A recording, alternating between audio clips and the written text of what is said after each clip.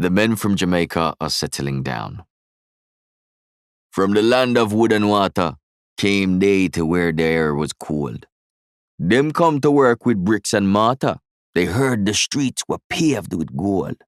From the land of fish and ackee to the land of fish and chips came they, touching on new reality where the skies was white and grey.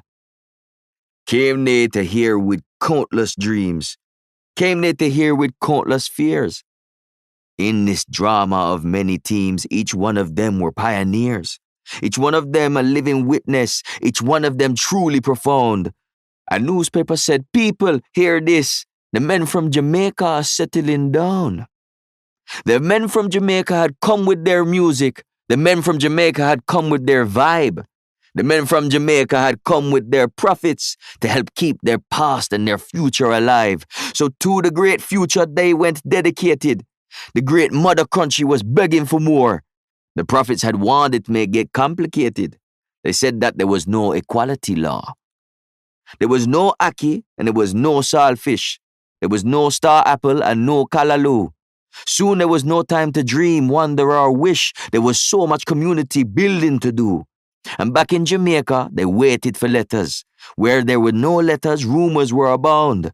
But the newspaper said it was going to get better. The men from Jamaica are settling down.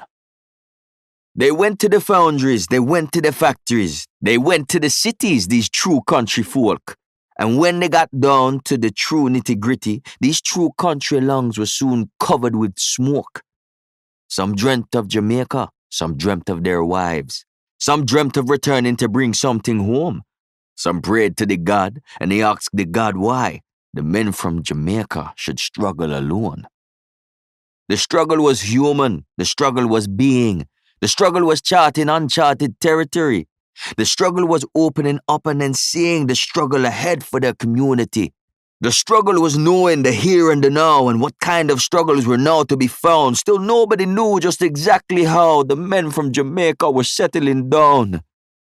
Officially, 492 came on June 21, 1948, but officials were playing a false numbers game. Now it's up to the people to put records straight. We know now there were more than 8 stowaways, and now we know a woman amongst them were found. Still, a newspaper said after just a few days that the men from Jamaica were settling down. We know that there were other lands represented and the women survived just as well as the men. And we know that our history will be reinvented if we do not write truthfully with the black pen. Consider the struggles that took place before us. Tune into the bygone and try to relate to the brave folk that came on the Empire Windrush on June 21, 1948. Soon there were more ships and more ships and more ships, people with colorful Caribbean folk. Men, women, and children were making these trips, each one of them carrying shiploads of hope. From all of the islands, they came to this island. The National Health Service was so welcoming.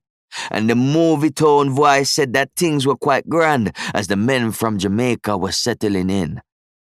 This was the new world. This was the white world. This was the world they had been fighting for.